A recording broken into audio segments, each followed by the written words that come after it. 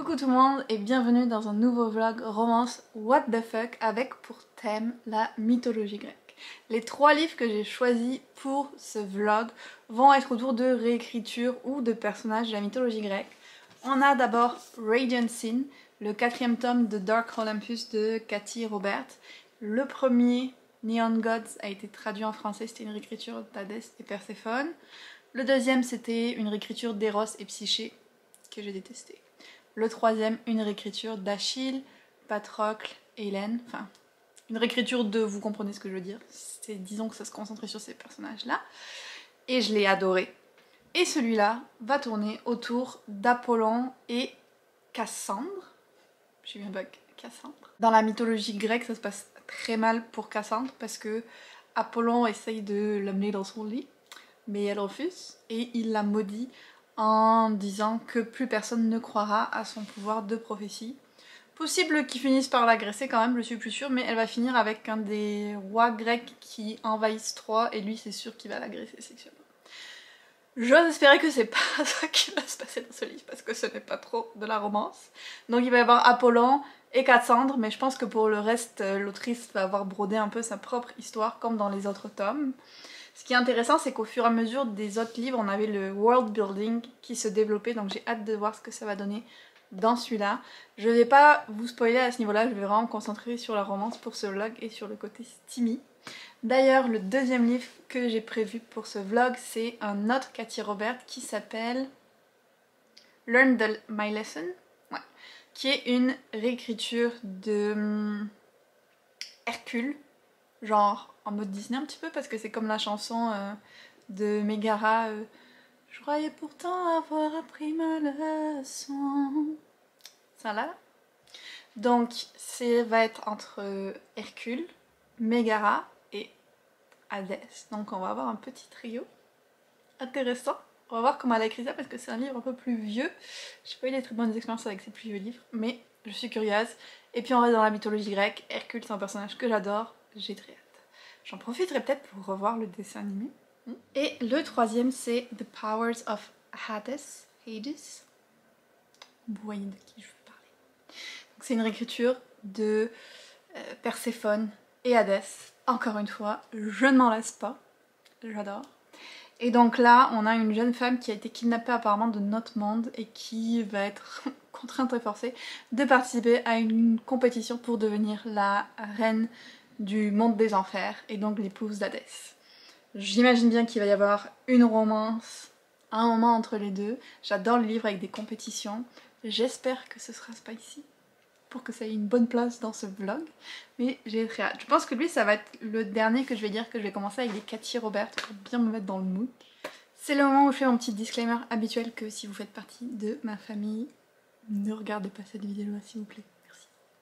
Sur ce, je vais attaquer avec Radiant Sin parce que c'est vraiment celui qui me fait le plus envie. Et je vous donnerai mon petit premier avis au bout de quelques chapitres.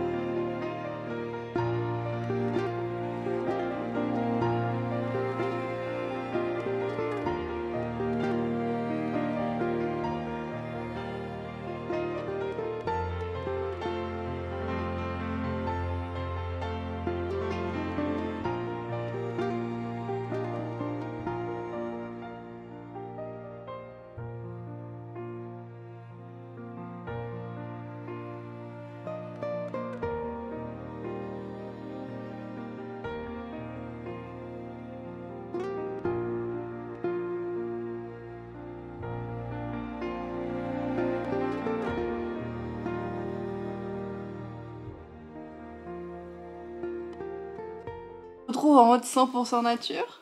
Hein, je sors de la douche ce matin, j'ai fait un autre massage et on a passé la matinée au spa. C'était trop bien. Et j'ai un petit peu avancé Radiant Teen, qui est la raison pour laquelle je vous parle en ce moment. J'en suis à peu près une centaine de pages et cet après-midi, j'ai rien de prévu d'autre que de faire la sieste et lire. Donc j'espère bien le finir d'ici ce soir. Et dans ce 4e tome, on va suivre Apollon et Cassandre. Comme je vous disais dans l'intro, je pense, dans la mythologie grecque, c'est pas très chouette ce qui se passe pour Cassandre, mais là la vibe est totalement différente. La famille de Cassandre a tenté un coup quand elle était jeune et ses parents ont été tués et depuis elle est comme un peu ostracisée, on va dire, ou en tout cas tout le monde la juge ou quoi. Encore plus que d'habitude dans ce monde-là. Et elle travaille pour Apollon, qui est un des 13 dieux principaux et qui est un peu comme celui qui garde les archives de ce monde et en même temps un peu une espèce de réseau d'information / d'espionnage qu'il fait. Donc là on reprend vraiment directement après ce qui se passait dans le 3e tome et c'est la première fois qu'il y a autant d'importance de l'intrigue au-delà de la romance. Parce que depuis le début, on sait que la ville d'Olympe, elle est comme dans notre monde, mais un peu à l'extérieur. En gros, les gens qui y sont peuvent voyager dans notre monde, mais il y a une espèce de barrière magique, technologique, on sait pas trop, qui protège l'Olympe du monde réel, de notre monde à nous. Et là, la barrière commence à s'affaiblir. Il y a des gens de l'extérieur qui sont venus, dont Minos avec ses fils adoptifs Thésée et le Minotaure avec sa fille Ariane. On reconnaît ce qui se passe un petit peu là. Donc eux, ils sont venus de l'extérieur et ça vient un peu chambouler toute la, on va dire, l'organisation du pouvoir. Parce que clairement, il veut se faire sa place. Qu'est-ce qu'il vient faire là? Pourquoi il vient du monde extérieur? Comment il savait tout ce qui se passait à Olympe, tout ça. Donc il y a beaucoup de questions qui se posent par rapport à ça et qui viennent ajouter à la romance, que je trouve cool, parce que depuis le début, je me demande comment ça fonctionne. Donc il était temps, au 4e livre, qu'on en apprenne un peu plus. Il se trouve que les personnages, eux, ne savent même pas vraiment comment ça fonctionne, leur propre ville, et pourquoi ils sont protégés du monde extérieur. Ils l'ont toujours juste accepté, donc je suis comme, ok. Et là, ce qui va servir pour la romance, c'est que Minos organise une fête d'1 semaine à laquelle il a invité Apollon. Et Apollon va proposer à Cassandre de venir avec lui pour l'aider à espionner, parce qu'elle est vraiment bonne pour comprendre les dynamiques interpersonnelles.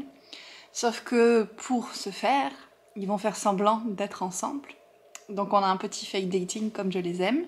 Et puis en plus, bien sûr, on a la forced proximity parce qu'ils vont devoir partager une chambre pendant 1 semaine. Et puis, parce que sinon il n'y aurait pas de romance, Apollon est très attiré par Cassandre, mais il a jamais rien fait parce qu'il veut pas la mettre mal à l'aise, parce qu'elle est comme une de ses employées et qu'il sait qu'elle aime pas vraiment les 13. Et Cassandre, elle est très attirée par Apollon, mais elle ne veut rien faire avec lui parce que elle a peur d'apparaître comme une gold digger, comme un peu ses parents, et elle veut quitter l'Olympe. Et puis elle se méfie toujours des 13, parce que pour elle, ces 13 personnes qui incarnent les 13 dieux de l'Olympe sont que des personnes extrêmement manipulatrices et malveillantes, et avec leur propre agenda, et à qui on ne peut pas faire confiance. Donc Cassandre, elle, tout ce qu'elle veut, et ce qui lui fait accepter de faire cette semaine de fake dating, c'est que Zeus lui a promis une somme d'argent conséquente qui lui permettrait de partir avec sa sœur hors de l'Olympe, qui est tout ce qu'elle souhaite pour démarrer sa vie ailleurs. Donc c'est un peu ça qu'on a comme prémisse du livre. J'aime toujours bien le côté très diversité de Cathy Roberts dans ses personnages. À chaque fois, elle décrit la couleur de la peau, que la personne soit blanche, ou avec des traits un petit peu asiatiques ou noirs, ou avec la peau... Enfin voilà, elle décrit vraiment ça pour tout le monde. Elle a aussi pas mal toujours la diversité au niveau de l'orientation sexuelle. On voit très clairement que Cassandre est, je pense, pansexuelle. Apollon, je sais pas trop, mais... Et puis dans les autres personnages secondaires aussi, on a toujours beaucoup de ça, donc il y a toujours beaucoup de diversité à ce niveau-là. Et ça, c'est très cool. Sinon, j'ai plié quelques pages, mais j'ai pas encore mis les stickers. Il faut que je le fasse. Pour tout ce qui me rappelait les mythes grecs, parce qu'elle met vraiment des petits indices qui se rapportent aux mythes grecs. Par exemple, il y a un moment où ça parle de Cassandre, et elle dit qu'elle essayait de dire la vérité mais que personne ne la croyait. C'est la malédiction de la Cassandre de la mythologie grecque. Il y a un moment où c'est dit que Apollon, il adore chanter quand il travaille sur des projets.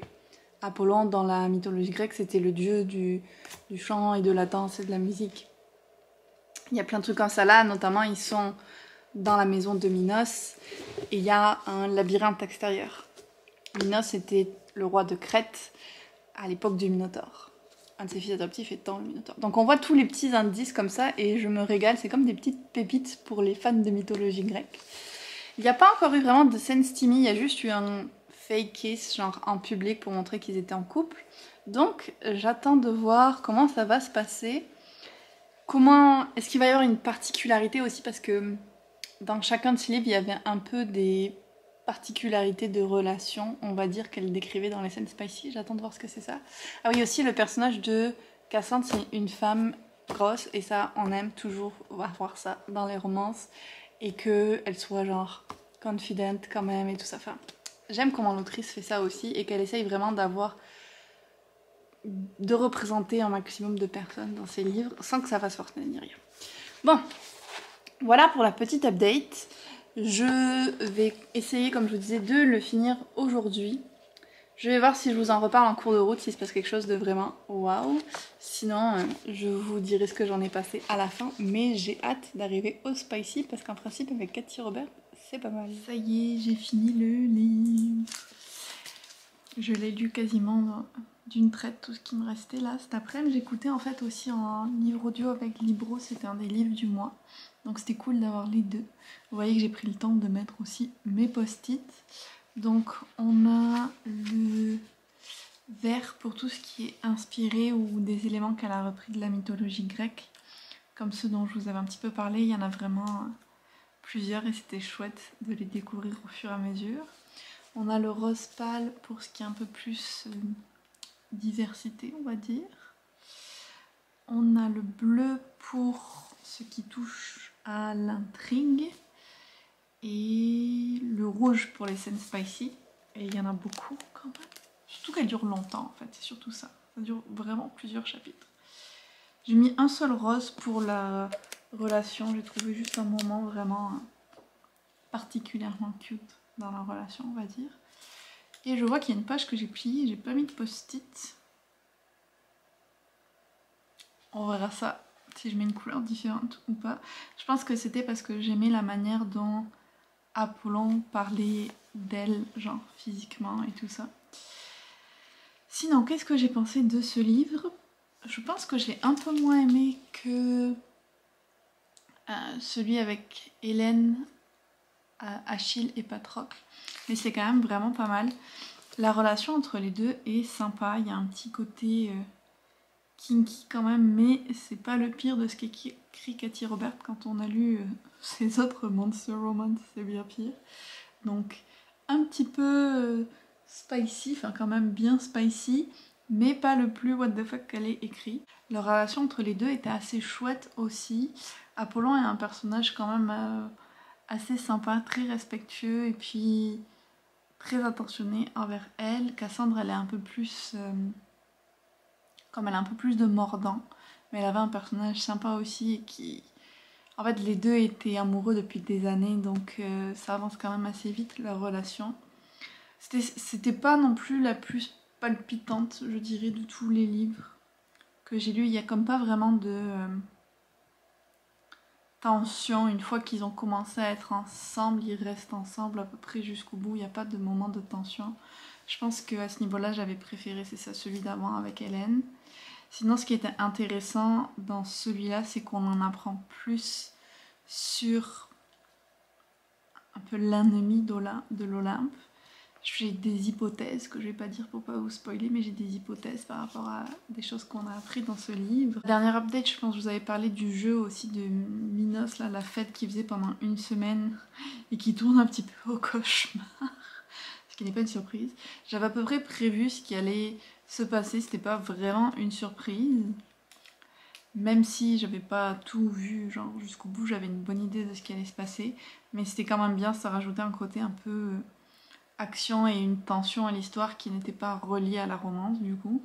Donc il y a plus autant son tout premier livre était vraiment très centré sur la romance, je trouve que plus ça avance, plus il y a un équilibre entre intrigue et romance, même si ça a quand même une part importante de spicy dans le livre, comme on peut le voir avec les petits post-it. Donc ouais, c'était une bonne lecture. J'ai rien d'extrêmement particulier d'autre à vous dire, ça reste dans la lignée du reste de la série. J'ai plusieurs hypothèses sur qui pourraient être les 2 prochains personnages de romance. Il y en a plusieurs qui pourraient être sympas, donc j'ai hâte de voir avec qui elle va continuer. J'ai aussi hâte de voir un peu le côté intrigue et le côté ennemi de l'Olympe comme se confirmer. Là c'est intéressant parce qu'on a eu tout un nouveau set de personnages qui arrivent avec Minos, le Minotaure, Thésée, Ariane, Pandora, tout ça, Icare aussi. Donc ça fait plein de nouveaux players, on va dire, dans l'affaire. Et j'ai hâte de voir ce que ça va donner dans le premier tome. Je sais pas combien elle en a prévu pour cette série, mais c'est sûr que l'intrigue avance quand même très lentement d'un tome à l'autre. Donc elle a de quoi faire. Si elle veut faire le tour de l'Olympe en romance, elle peut le faire. Mais alors après, ce sera dur de nous dire qu'il y a des méchants parce que chaque fois, tout le monde trouve sa petite romance. Donc maintenant que j'ai fini celui-là, je pense d'ailleurs que je mettais un 3,5 375 sur 5. C'était sympa vraiment et ce que j'attendais de ce livre. Je vais commencer Learned My Lesson, qui est aussi de Cathy Robert, mais cette fois qui est entre Hercule, Hadès et Mégara. Et puis c'est totalement déconnecté de cette série-là. C'était quelque chose qu'elle avait écrit avant et qui était comme sur les vilains de Disney. J'ai pris ma tablette, mais en fait je l'ai pas sur ma tablette, je l'ai en livre audio. Je l'avais trouvé à la bibliothèque. Donc c'est ma prochaine lecture. Donc en fait je fais tout mythologie grecque, mais on a Cathy Robert Hadès, puis le pouvoir d'Hadès. Donc je fais une espèce de jeu de transition. Je vais commencer le pouvoir d'Hadès en fait sur ma liseuse et Learn My Lesson en livre audio.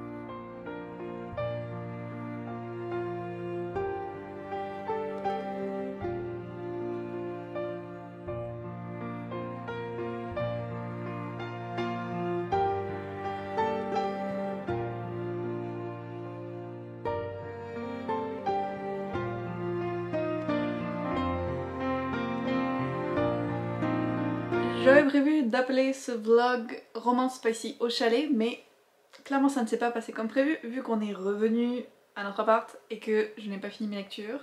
J'en suis à 25% de The Power of Hadès et j'en suis aussi à 25% de Learned My Lesson. Donc il me reste encore un petit bout de chemin à parcourir, mais je vais essayer de les finir rapidement. J'ai juste comme 4 ou 5 livres que j'espère lire en 2 jours, comme d'habitude, ça ne change pas. Bon, je vais vous parler de ces 2 livres en commençant par Learned My Lesson, puisque c'est un peu mon livre de transition, Cathy Robert, jusqu'à The Power of Hadès. Hades. Oh, j'arrive pas à le prononcer, je sais pas comment on prononce ce mot en anglais. C'est pas bien, c'est pas grave. The Power of Hadès, voilà. Celui-là, c'est un livre audio qui est quand même assez long, mais we dive right in, parce que même pas de 10% dans le livre, on a déjà une scène très steamy, spicy, smutty, comme vous voulez, entre Mégara et Hercule. Donc on n'a pas perdu de temps. Pour mettre un petit peu dans le bain de cette histoire, on a Megara qui a fait un deal avec Hadès il y a plusieurs années où elle allait rester à son service en échange de sauver l'homme qu'elle aimait. Donc un peu comme ce qu'on voit dans le dessin animé de Hercule. Sauf que dans ce monde-là, Hadès c'est un humain qui possède un espèce de club. On découvre que c'est un club BDSM, ce que je n'avais pas compris au début. On le découvre assez rapidement. Et j'ai l'impression qu'il y a quand même un rapport avec sa série Dark Olympus parce qu'elle parle d'Olympe, elle parle des 13 comme elle en parle dans l'autre série. Donc j'ai l'impression que c'est dans le même univers. Alors je sais pas si c'est complémentaire ou si c'est comme elle avait l'idée de ce qu'elle allait faire plus tard avec Dark Olympus et que là c'était comme en préparation, mais en tout cas il y a un lien. Et pour revenir à Megara et Hadès, ils sont en couple ensemble en fait depuis plusieurs années, sauf que plus le temps passe, plus ils s'éloignent et Hadès en fait réalise que Megara n'est pas heureuse dans la relation. Alors ils font plein de choses un peu kinky ensemble, vu que déjà il y a le club BDSM. Il a fait comme coucher avec des étrangers, sachant qu'elle est consentante, ils ont une espèce de safe word si jamais elle voulait pas le faire, mais ça fait partie des trucs qui les excitent en tant que couple. Et en fait, lui il est comme dominant et elle est switch, donc avec lui elle est submissive, mais avec d'autres elle peut être dominante. Je vous dis pas tout ce que j'ai lu sur le BDSM juste avec 20% de ce livre, c'est très détaillé. Il y a des safe words et tout ça, les gens sont consentants, so it's not my thing, but c'est la leur. C'était juste que je m'attendais pas à lire ça, je pensais avoir une espèce de romance harem inversée un peu cute, mais non. J'aurais dû m'y attendre avec Cathy Robert, puis quand même c'est un livre sur les vilains, donc c'est sûr que ça allait aller du côté un peu dark. Genre à un moment je me suis dit est-ce que je suis en train de lire une dark romance alors que j'ai dit que je ne ferais plus jamais ça de ma vie. La réponse est peut-être oui. Et je crains le pire vu ce qui s'est déjà passé dans les 20 et quelques pourcents. Je divague à chaque fois mais je vais en revenir. Donc, Megara et Hadès sont en couple, ça va plus très bien entre eux. Hadès, il propose à Megara de coucher avec Hercule, comme je vous disais, partie de leur couple un petit peu.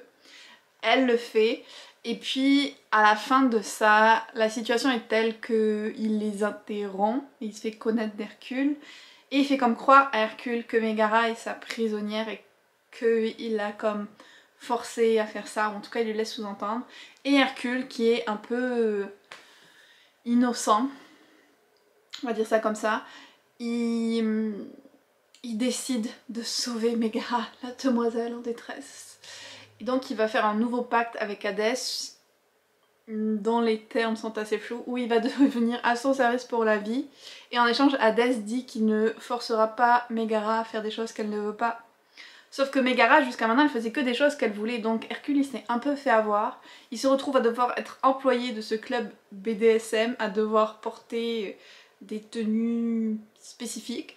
Ça apparaît assez rapidement qu'il est submissive, donc il a son petit collier auquel on peut l'attacher et tout. Je lisais ça, j'étais comme what am I reading right now? C'était fou. Mais on voit déjà le plan d'Hadès d'utiliser Hercule comme un réparateur de leur relation, parce qu'il dit que Megara n'était pas faite pour être dans une relation monogame, donc on voit que lui il a le plan de petit à petit amener la relation à être plus, mais clairement là il manipule les gens pour maintenant. Je me suis quand même demandé si cet Hercule là, vu ce qu'il dit de son passé en Olympe et tout ça, si c'était le Hercule qui a comme disparu qu'on nous dit dans le début de Dark Olympus. Peut-être que j'en saurai plus d'ici la fin de ce livre. Les choses qui me gênent un petit peu, bon déjà comme je vous dis le BDSM Dominant Submissive c'est pas le genre de kink que j'aime lire en romance, donc là je subis un peu. On va voir si je continue à lire le livre ou pas. C'est possible que j'abandonne. Parce qu'en plus il y a le côté où elle l'appelle Sir, il y a du spanking, genre donner des fessées, tout ça, je suis comme I don't want to read that, please. Donc c'est pas du tout le genre de romance que j'apprécie vraiment. Mais c'est vraiment personnel. Vous voyez par exemple dans le truc avec les orques, c'était un peu cette même idée de domination, soumission, mais c'était mal écrit aussi dans le sens, je trouvais qu'au niveau consentement et respect des partenaires, il y avait des gros problèmes.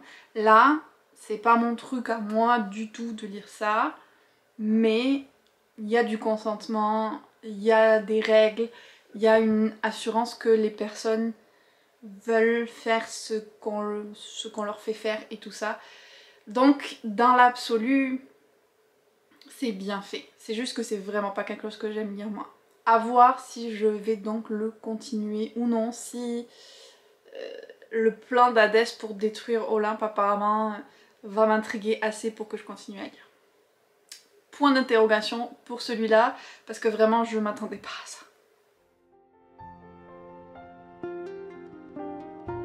Maintenant, si je vous parle de The Power of Hades, je n'arrive pas à le dire en anglais, on est dans une vibe extrêmement différente. Je sais pas si ce sera très spicy ou pas au final, j'espère, pour qu'il mérite sa place dans ce vlog. En gros, on a Perséphone qui est une jeune fille qui est serveuse à New York, un truc comme ça, et qui fait des études en botanique. Perséphone, Hadès du printemps, petit lien, tout ça. Et un jour, elle va rentrer chez elle, et elle va se faire enlever par Zeus, qui va comme la forcer à participer au tournoi pour trouver une nouvelle femme à Hadès. Et elle apprend un peu sur le tas qu'elle était la première femme d'Hadès et qu'il s'est passé un truc entre eux qui a fait qu'elle s'est retrouvée à aller sur Terre en tant que mortelle, à avoir tous ses souvenirs effacés et même à être effacée de l'histoire. Ce qui, j'imagine, explique qu'elle connaît la mythologie grecque, mais qu'elle s'est jamais dit je porte le même nom que la reine des enfers et tout ça. Parce qu'elle a été effacée de la mémoire de tout le monde. Et donc elle va devoir participer à une série d'épreuves pour devenir à nouveau la future femme d'Hadès. Sauf qu'elle, elle veut juste retourner à sa vie normale, faire son diplôme en botanique ou jardinage, je sais pas exactement comment le traduire. Et elle se retrouve plongée dans cet univers de dieux et de déesses. J'aime bien comment l'autrice a décidé que la moitié des déesses avaient des cheveux roses ou bleus. Je trouve ça très drôle. Elle se retrouve à avoir des cheveux blancs. Donc on voit une multitude de styles capillaires dans la mythologie grecque. C'est très drôle. Hadès pour le moment est assez intriguant parce qu'on le voit que sous forme de fumée, donc on sait pas trop à quoi il ressemble, pourquoi est-ce que lui il apparaît que en fumée. Il est extrêmement contrarié qu'elle fasse partie de ces essais là. Donc on a beaucoup de mystères sur qu'est-ce qui s'est passé entre eux deux. Et puis moi j'adore les livres avec des compétitions, donc j'ai hâte de voir ça aussi. Le personnage de Perséphone est quand même assez sympathique. Ça faisait un peu réaliste au début comment elle paniquait sur ce qui se passait. Le livre est assez court par contre, il me reste genre moins de 2 heures de lecture déjà, je l'ai lu vraiment assez vite. Donc j'attends de voir jusqu'où on va aller, je sais pas s'il y aura comme une intrigue complète dans ce livre, si on va s'arrêter au milieu des épreuves ou quoi. Mais voilà, pour le moment un début sympa. Comme je vous dis, on n'est pas du tout au même niveau de spice que les Cathy Robert. On va voir si ça s'en vient ou non. Mais je peux pas vous dire grand chose de plus, pour ça on a vraiment eu l'installation de l'intrigue dans cette partie-là. C'est ça pour la petite update que je voulais vous faire et je vous retrouverai donc quand j'aurai réussi à trouver le temps d'avancer dans ces lectures.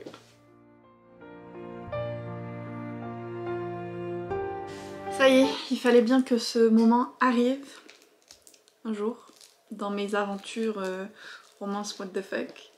J'ai décidé d'abandonner Learn My Lesson. C'était beaucoup trop pour moi. C'est trop de masochisme pour moi, c'est trop de le côté se faire frapper pour ressentir de la peine, pour en fait avoir du plaisir et tout ça. La manière dont c'était décrit, j'étais comme... Je suis extrêmement inconfortable de lire ça. Ça me va pas du tout, c'est pas pour moi. Donc j'ai décidé d'abandonner ce livre. Franchement c'était juste trop. Et je pense que c'est pas mon bon style de livre. Je pense qu'il y a certaines personnes qui aiment lire ça, moi ça marche pas du tout. Ça me dérange moins quand il y a des éléments un petit peu de ça, quand on est dans des romances what the fuck fantasy ou avec des monstres, je pense parce que c'est tellement irréel. Ou quand je disais Dan of Vipers où il y a des choses bien pires dans l'absolu qui s'y passent et où le consentement est pof pof. Mais c'est parce que c'était tellement irréaliste de toute façon que ça me faisait plus rire qu'autre chose. Mais là, c'est bien écrit dans le sens que ça fait quand même réaliste, qu'elle utilise les codes, ou en tout cas ce que je connais des codes, qui est assez limité, du BDSM, et que j'étais vraiment mal à l'aise de lire ça. Vraiment. Donc, voilà, le moment est arrivé où j'abandonne une de mes romances what the fuck parce que c'est trop pour moi. Et au final, c'est trop parce que ça fait trop vrai. Je suis capable de supporter vraiment beaucoup plus de choses quand c'est vraiment, c'est ça, what the fuck, quand c'est irréaliste et tout ça, pas de problème. Mais là, non. C'est assez paradoxal quand on y pense, mais voilà, je vous parlerai donc pas plus de ce livre-là. Et le seul qui va me rester, c'est de continuer The Power of Hades. Donc, je vais m'y mettre. Hello, je vous retrouve parce que ça y est, j'ai fini The Power of Hades. Et bon, je pense que ça peut pas vraiment être compté comme une romance très what the fuck ou spicy parce qu'il y a genre juste une scène de baiser. Bon, c'était une scène assez fouhou, mais c'était ça qu'il y avait. Je garde espoir que dans la suite des livres, il y a un peu plus de spicy. Ceci étant dit, j'ai quand même bien aimé le livre. Ça se lit facilement et c'est pas le plus grande saga fantasy que vous pourriez lire, mais c'était sympa. On continue à suivre l'héroïne Perséphone à travers d'autres épreuves. On regarde aussi comment est-ce qu'elle essaye de comprendre ce monde avec les dieux, pourquoi est-ce qu'elle l'a quitté. On sait toujours pas, mais on glane de tout petits indices. Elle se lie d'amitié avec d'autres êtres de la mythologie grecque. Ouf, elle s'en fait des ennemis, selon les cas. Donc on a vu, je crois, 4 épreuves sur les 9 peut-être qu'elle doit faire, il me semble. Et là il se passe un gros truc à la fin qui est comme une espèce de plot twist un petit peu parce qu'il y a la possibilité qu'elle puisse retrouver la mémoire ou ses pouvoirs. Ça c'est assez intriguant et je pense que c'est ça qui va me faire continuer la série si je la continue, c'est de savoir qu'est-ce qui lui est arrivé, pourquoi elle a quitté Hadès, parce qu'ils ont l'air qu'ils s'aimaient toujours à ce moment-là. Ce qui est intéressant aussi c'est qu'elle est plus exactement la même personne qu'elle n'était au moment où elle était avec Hadès, donc est-ce qu'ils vont retomber amoureux un petit peu, comment est-ce que ça va se passer pour lui qui la voit toujours comme la même personne. Des petites questions comme ça.